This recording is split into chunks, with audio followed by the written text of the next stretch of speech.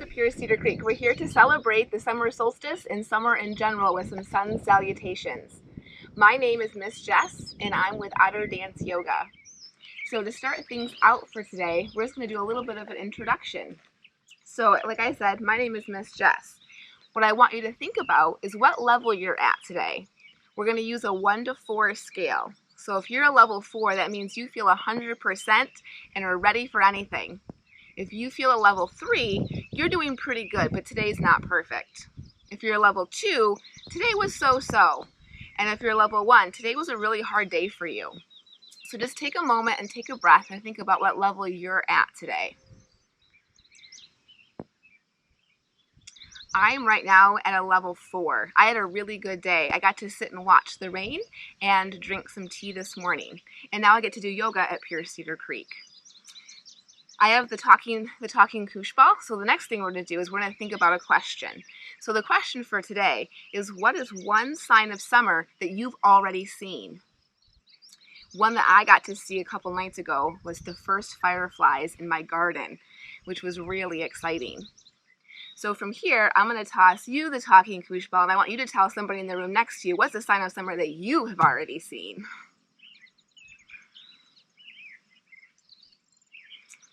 All right, so hopefully you had a chance to share with somebody. So now we're going to talk a little bit about what is this summer solstice. So the summer solstice is the longest amount of daylight that we get in one day. And it happens to be June 21st this year, which also is International Yoga Day. So how perfect that we're going to celebrate the solstice with some yoga at Pure Cedar Creek. So, a couple of little science facts to get us started. Our Earth rotates every 24 hours. That's how we get our day and our night. So we know when to get up and we know when to go to bed.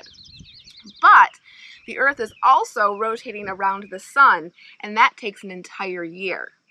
So I want you to think about how old you are. So how many trips around the sun have you taken? I've taken quite a few. So how do we get the summer solstice with all of this rotation that's happening? Our Earth is slightly tilted. And so when we have our summer solstice, our northern hemisphere is tilted a little bit closer to the sun. And then we have our winter time where we're tilted a little further away and the days get a little bit shorter in terms of daylight. So the first yoga thing that we're going to do today is we're going to see if we can balance at a tilt, kind of like our Earth does. So start by just standing up nice and tall and find your balance here first. This is our mountain pose. Mountain pose is really stable and strong. And then I want you to open your arms wide, like you're going to take in a nice breeze. And here's where it's going to get a little bit tricky. See if you can take your left foot out to the side. So now you're tilted a little bit. Can you tilt a little bit further and stay balanced? Make sure you breathe and use your muscles. And then ready? Coming back slowly to center. Let's try it the other direction too, because we know that sometimes we're tilted for the summer solstice and sometimes we're tilted for the winter solstice. So let's try the other side. Take your other foot out. Maybe this side is a little bit easier. Maybe it's a little bit trickier. Usually one side gives us a little bit more of a challenge, and that's okay. And we'll come back to center. Well done, everybody. All right, so now we're going to do a little bit of breath and a little bit of movement to start to wake up and warm up that summer sun inside of our own selves. So you can sit on your heels like I am. You can sit crisscross applesauce, however it feels comfortable for you. Our arms are going to be like the sun, and our breath is going to be like waves and water. So allow your hands to come down.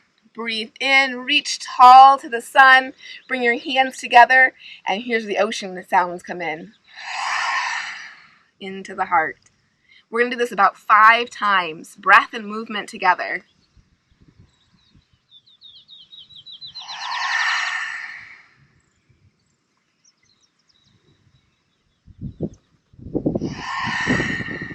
You're doing good, a couple more.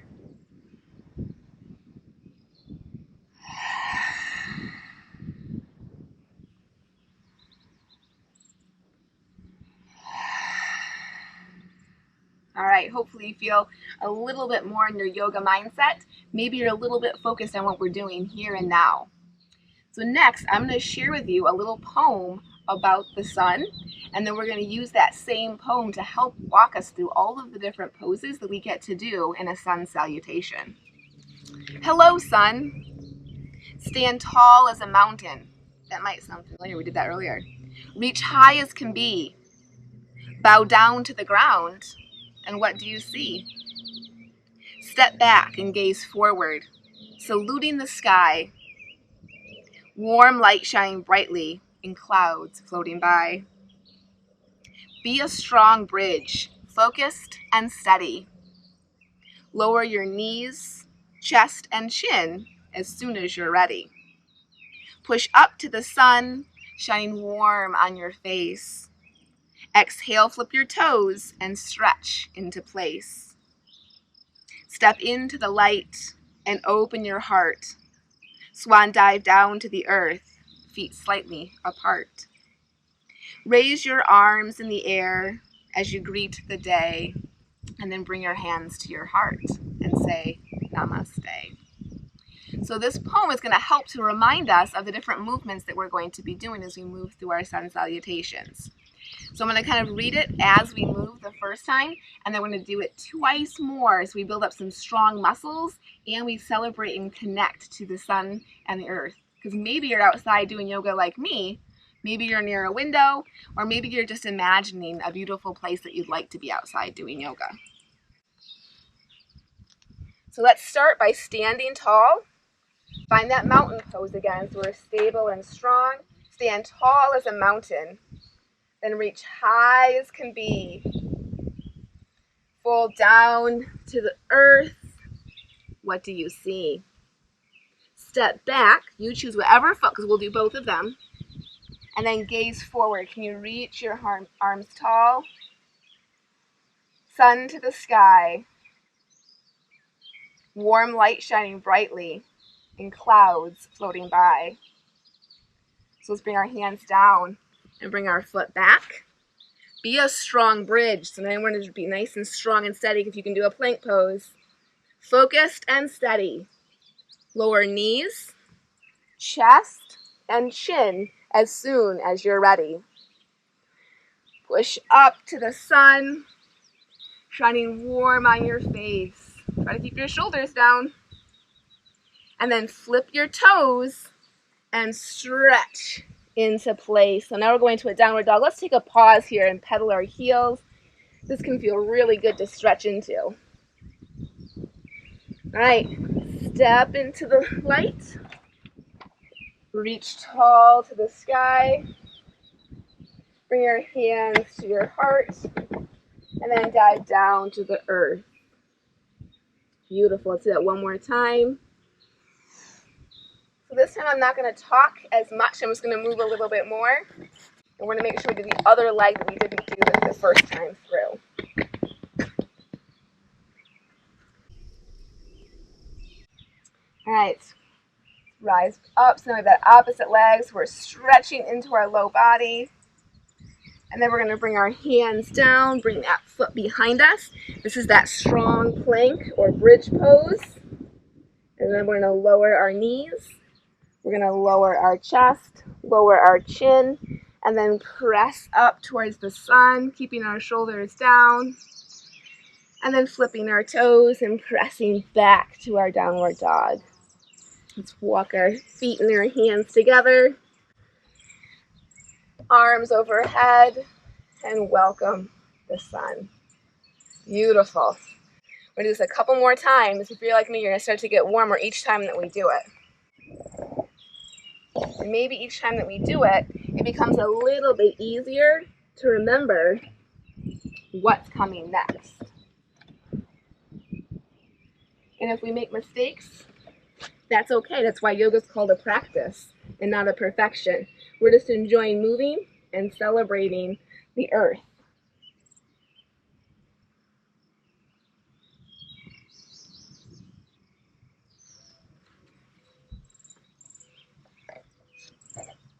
So try to remember what leg you just did, because we're going to switch it up this time.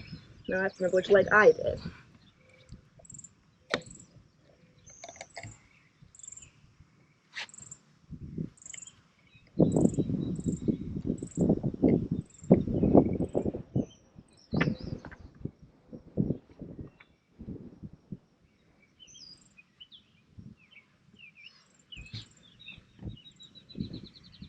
And all the way up. Let's bring our hands to our heart and pause and breathe.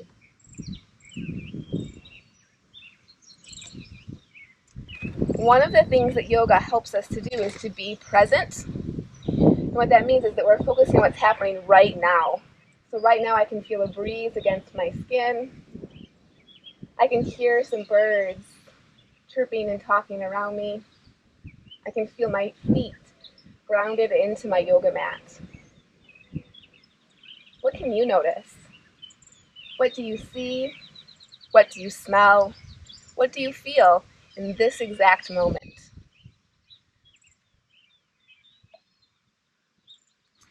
Now I'm going to bring myself down, get a little bit of sweat out of my eyes here because all that moving and stretching got me a little bit warmer.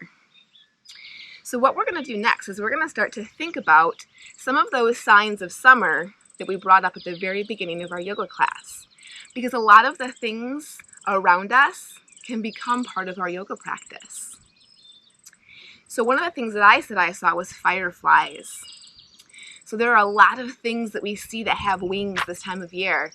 Fireflies, bees, butterflies.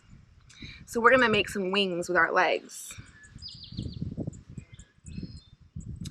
And if you notice, I'm kind of wiggling my sit bones back and forth. Go ahead and do the same thing so you get nice and comfortable here. And then bring the bottoms of your feet together. Maybe pulling them a little bit closer to your body if that's comfortable. And then you can hang on to your feet. You can hang on to your ankles. But we're going to let our wings come all the way up towards our body. And then when we exhale, we're going to press them down, maybe leaning forward and stretching a little bit more. Let's do this a couple of times. Just moving our wings. And then if you want to channel some of those critters that have antennas, maybe you add some antennas to you as well. Now you're trying to do two things at once. You're getting fancy. Something else that has wings that we see are all of these little helpful bees that help to pollinate. So for a bee pose, we're actually going to get up on our knees and we're going to sit back onto our heels. Take your wings and bring them behind you. See if you can clasp your fingers together. If not, maybe you can grab onto your wrists or even just pretend like you're squeezing a beach ball.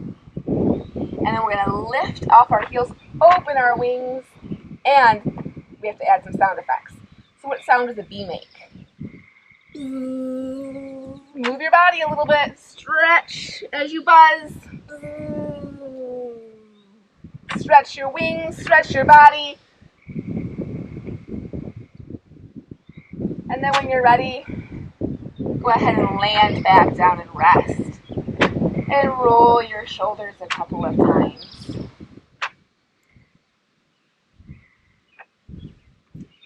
One of the other signs of summer that somebody may have mentioned too was all the flowers that are starting to pop and grow. Maybe you have some in your own yard. So our butterfly pose is going to become a flower pose with just a couple of balancing changes. So we're going to sit back a little bit. I'm going to angle myself here. Sit back a little bit so we're balancing on our sit bones. Take your peace fingers and grab onto your big toes. So if you're already balancing here, you're off to a great start. And maybe you want to stay here like a little flower that hasn't opened all the way. Maybe you're feeling strong and balanced and you want to explore blossoming that flower a little bit and straightening your legs. Do you feel a stretch?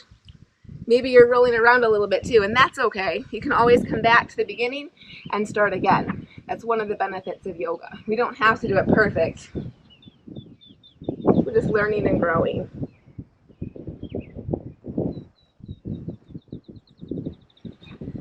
All right, so now I want to do a pause, and I want you to look around you, either out your window if you're in your house, or just around where you are if you're outside. And I want you to think, is there something that you see that could be a yoga pose. I'm going to give you a minute to think and look, and then I'm going to share some of the things that I see around me here at Pierce that could be a yoga pose. There's a lot of things along the edge of the trail over here with lots of green leaves and a nice strong trunk that can be a really good yoga pose too. So we're going to do a tree pose next. And trees are fun because they're kind of a part of all of our seasons, because we can see them, but they change season by season. So right now, they're nice and bright and green. So we're going to use our fingers like the leaves that are on the trees right now. Take one of your feet and turn the heel to your ankle. And I want you to start by just finding your balance here. And maybe it's a little bit tricky today. Some days it is. And then see if you can look at something ahead of you that's not going to move. Sometimes that helps me feel more balanced. And then maybe see if your foot can go a little bit higher. Maybe you don't need that kickstand today. Maybe you want to keep it there too, and that's okay. Your hands could stay down like a pine tree. They could come in towards your heart, like you're about ready to blossom. Or maybe they're reaching for the sun with all of the leaves starting to be beautiful and green. And if you're feeling wobbly, this is the best pose to wobble in, because trees help us to remember that we can bend without breaking. So if you wobble a little bit, that's okay. Just try and come back to your balance as many times as you need to. Let's take one more breath. And then we're going to take a pause in our mountain pose and shake it out and get ready to do the other side. Sometimes when we balance, we tend to hold our breath. So try to remember to breathe while you balance, because it'll actually help you be a little bit more stable. Let's switch. So now we're bringing our opposite heel to the ankle. Find our balance. Find our breath. Pick our focus point that's off in the distance and not going to move. And then choose how our tree is going to grow and shift on this side, because it might not look exactly the same as the other side, and that's okay. Each tree in the forest is a little bit unique, so each time we do our tree pose, it's going to be a little bit unique too. If you're like me, maybe this side's a little bit trickier, or maybe for you this side's a little bit easier. But it's good for us to notice those things. Take another breath, and then we're going to come back to that standing pose and shake it out a little bit. All right, we're going to start to move back down towards our mat. So looking around again, what are other things that I see? I see some really big rocks in the nature playground. And I bet you we have a yoga pose that we could do that would be like a really big rock. So we're going to turn, so we're going to stay sitting on our heels. But I'm going to take my hands and put them one on top of the other right in front of me so that I can settle my head right down onto my hands. And maybe I can even pull my elbows in a little bit to make me a little bit more like a rock. Let's take 3 slow breaths in our relaxing rock pose.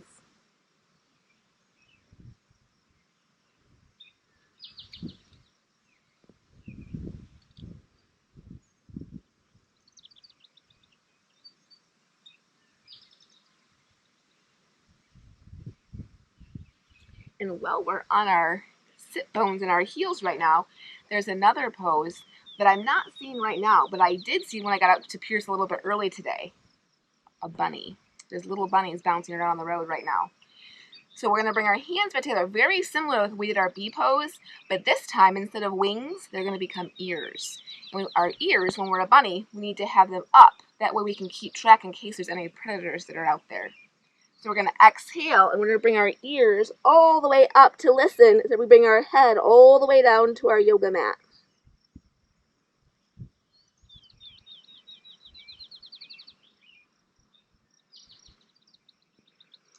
That one can feel really good in our head sometimes. That's a spot we don't ever really get a chance to massage. And I would love at some point if anybody wants to share with Pierce's Facebook or share with somebody at Pierce, what are some of the yoga poses that you guys came up with? So sometimes the things that we do aren't nature themselves, but enjoying nature. So we're going to sit crisscross applesauce if you're not already there. And then you're going to grab onto your imaginary marshmallow stick holder, or marshmallow stick, so you can put your marshmallow on it. And what I want you to do is I want you to exhale and reach your marshmallow over the fire, get a little bit of a stretch, and then bring it back because you don't want it to get on fire completely. Switch your crisscross, turn your stick over, and exhale, lean towards that fire again, making sure that we're being nice and safe. And then bring it back in. Give a couple of breaths to your marshmallow. You don't want to eat it when it's too hot.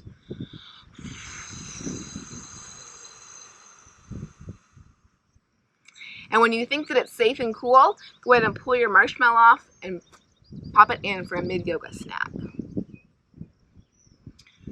All right, something else that's really fun to do sometimes when we're going camping is to go for a swim. Because I don't know about you guys, but some of these summer days have been pretty hot. So for our swim, we're going to go all the way to our bellies. And we're going to take a nice full breath. And when we do, we're going to lift our whole body up off the mat. And then see if you can start to move a little bit. Feel your abs pushing into the mat beneath you. And then exhale. Whew, take a little rest. It takes a lot of work to go swimming when you're not in the water. We'll do that one more time. Big breath. And then give it a go.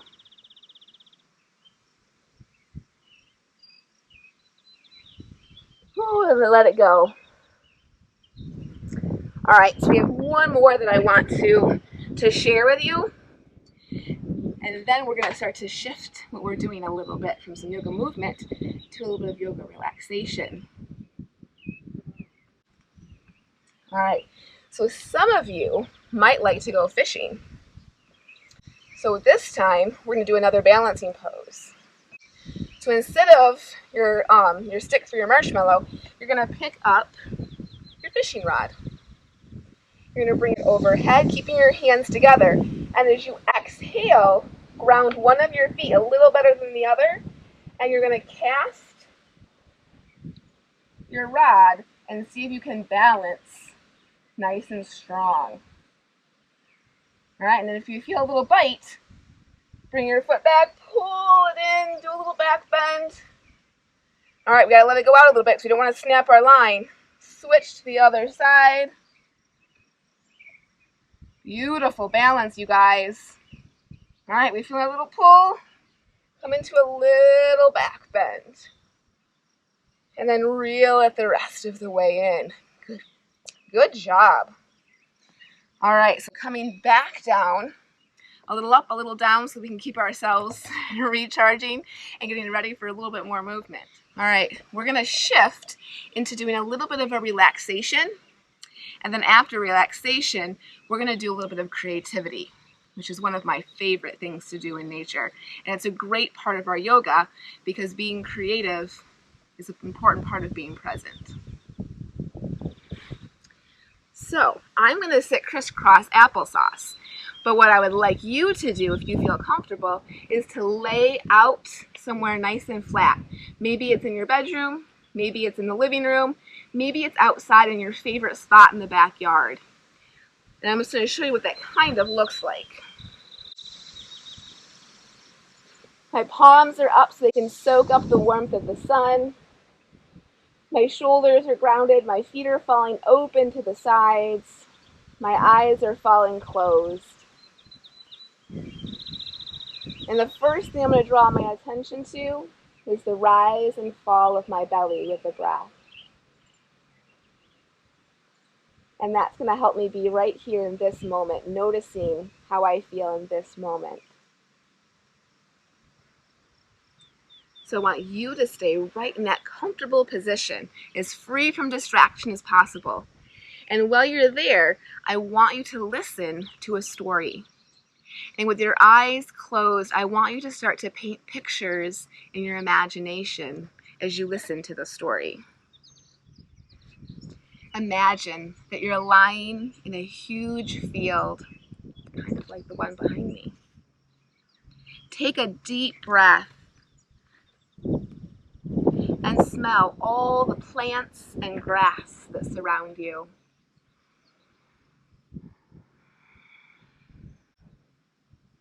Feel the softness of the grass on your feet, legs, back, arms, and even your head. Wherever the grass touches, feel your body relax and settle into the ground. Feel the weight of your body held by the earth. Above you is the sky, big and blue with lots of floating clouds. There are wispy clouds, fluffy clouds, streaky clouds, and polka dot clouds. Clouds of different colors. Pick a cloud and watch it as it slowly moves.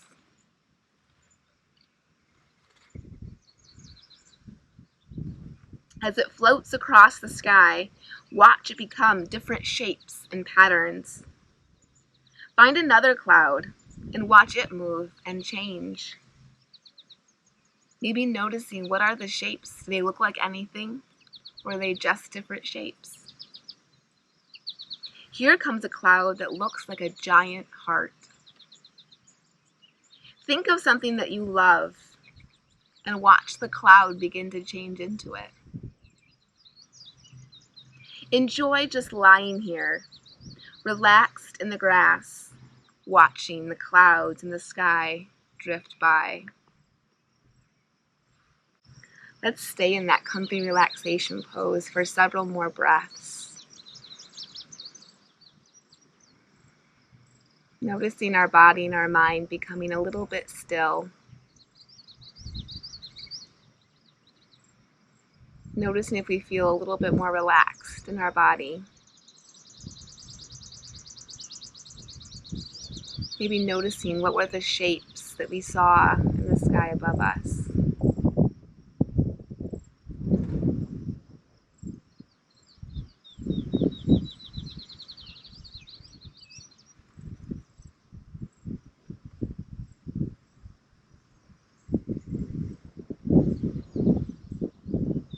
You're doing such a nice job staying still and quiet for this long.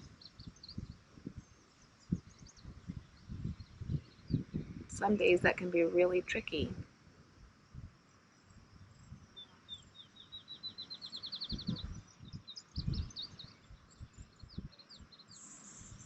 When you're ready, slowly sit up so that you're crisscross applesauce once again. And as we get crisscross applesauce and we're sitting nice and tall, we're going to end our yoga movement time together with a little poem. So bringing your hands to your heart. The light in me sees the light in you. And make a little heart with your hands, bring it in. The love in me sees the love in you.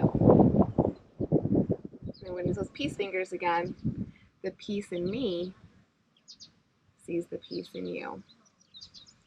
So now that you know all the words and the movements, we're going to do that one more time, and I want you to repeat it back to me. And even though we're not in the same place, I'll be able to get all of that positive energy that you're sending me, and hopefully you can get all the positive energy that I'm sending you. The light in me sees the light in you. The love in me sees the love in you. And the peace in me sees the peace in you. Sitting calm and quiet, I want you to try to listen to the sound of my chime as long as you can. Sometimes if you close your eyes, so you're tuning out some of your other senses, it makes it a little bit easier to listen a little bit longer.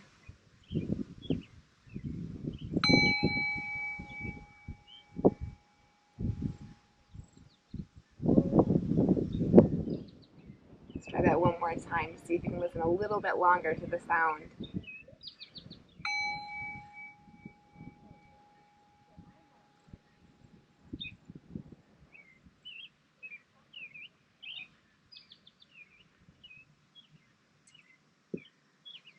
So now that we've moved our body and used our muscles and used our energy and then brought all of that energy down into a little bit more of a relaxation, we're going to switch over to being a little bit artsy and creative.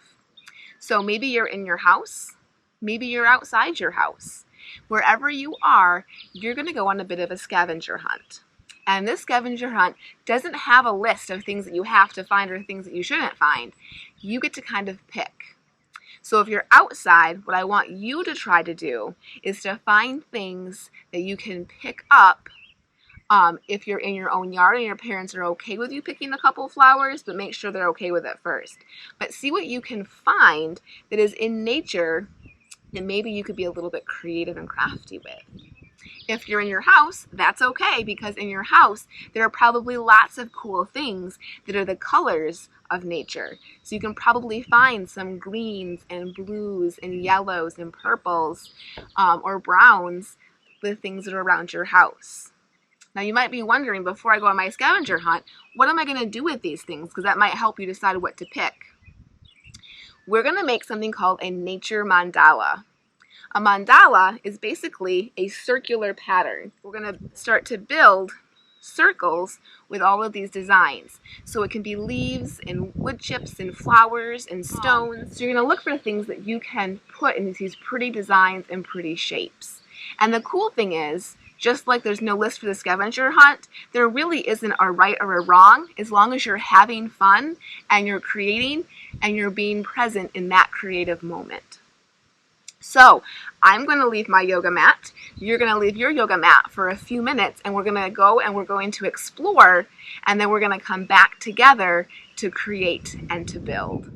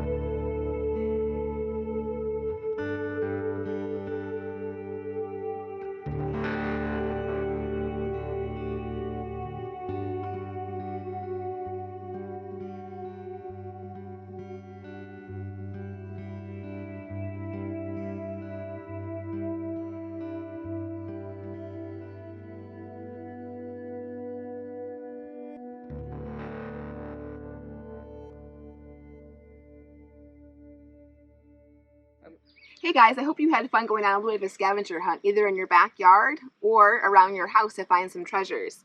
So if you look at my yoga mat, you can see some of the things that we found right here in Pierce. And there's a lot of different fun colors and shapes and sizes. And so this is where we get to be fun and creative. So right here you can see some little teeth marks where a little critter was chewing to get the goodies outside of this walnut. So I think since I only found one of those, I'm going to use that for the center. And then I have these nice long grasses that might be fun to place going away from my center point. And the fun thing is you can adjust as you go, as you decide what you want to do. So let me stagger these so they look a little bit equal. And then some beautiful yellow flowers.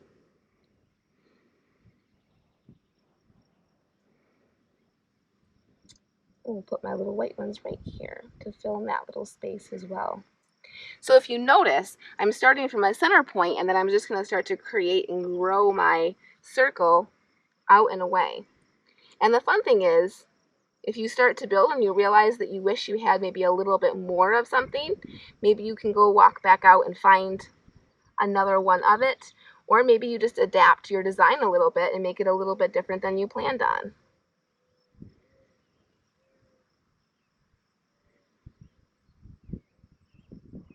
Well, maybe the wind decides to do a little of its own creating.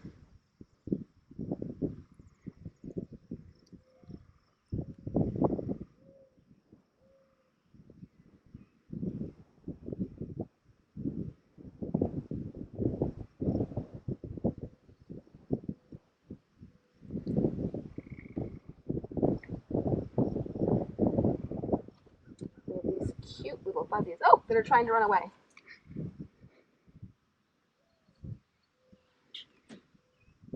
And if you're building yours outside, one of the fun things you can also do is you can just leave it, because all of the things that you found were things that are from nature.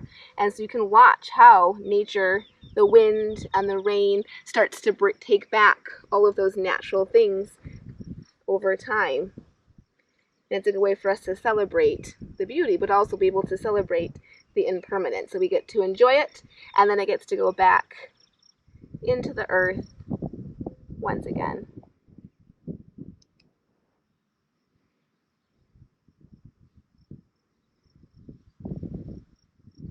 Oop.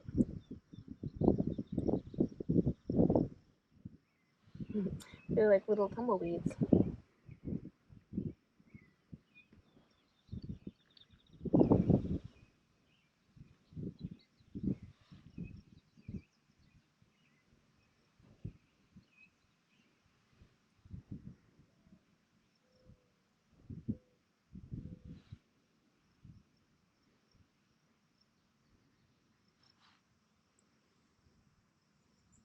And you can take as much time as you want. I also brought some stones that I had from my house too. So I have some Petoskey stones and some seashells and different things that I've collected from different places that I've been. And so these are kind of fun sometimes. You can add treasures that you already have into the treasures that you found.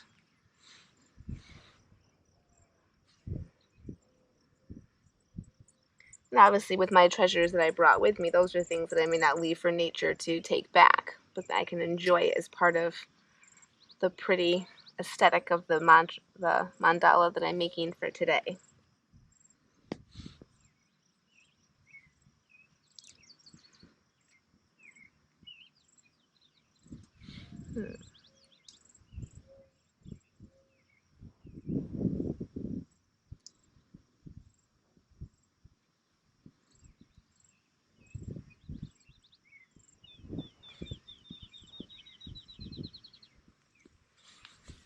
Oop, the little flowers are still clustering away.